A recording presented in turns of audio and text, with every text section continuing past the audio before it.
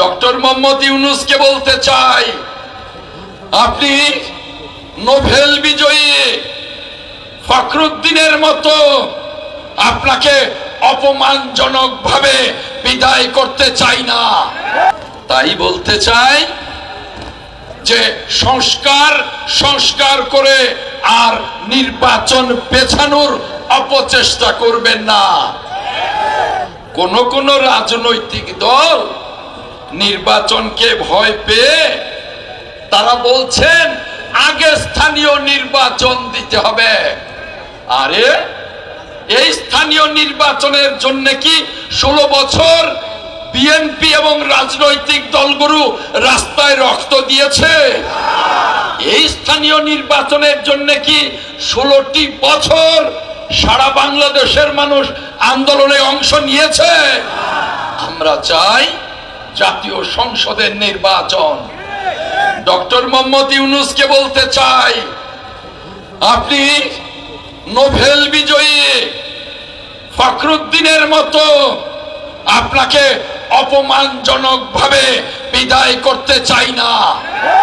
আপনাকে সম্মানের সাথে বিদায় জানাতে চাই। তাই নির্বাচন দিন, নির্বাচনের রোড ম্যাপ ঘোষণা করুন। দেখছি এই সরকারের আমলে আইন শৃঙ্খলা পরিস্থিতির অবনতি ঘটছে। ব্যাংকিং ব্যবস্থার অবনতি, সারা দেশে চুরি ডাকাতি রাহাজানিতে ভরে গেছে। বিদেশি বিনিয়োগ শূন্যের কোঠায়। সকল রাষ্ট্রগুলো অপেক্ষা করছে নির্বাচিত সরকার আসবে, তারা এই দেশে বিনিয়োগ করবে।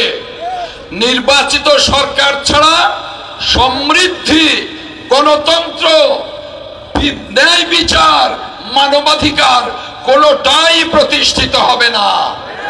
তাই বলতে চাই, নির্বাচন চাই দেশের জন্য, মানুষের জন্য।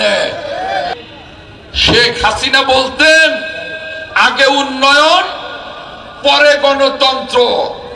মানেটা কি জানেন? আগে লুটপাট তারপরে গণতন্ত্র। ওই লুটপাট করতে করতে বাংলাদেশ দেউলিয়া।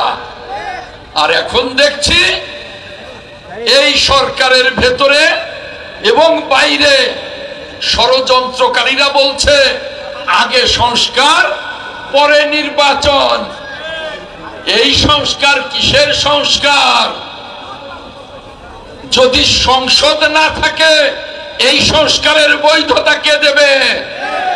আমরা স্পষ্ট বলে দিয়েছি, একটা অবাধ এবং নিরপেক্ষ নির্বাচনের জন্য যেটুকু প্রয়োজন ওইটুকু সংস্কার করবেন,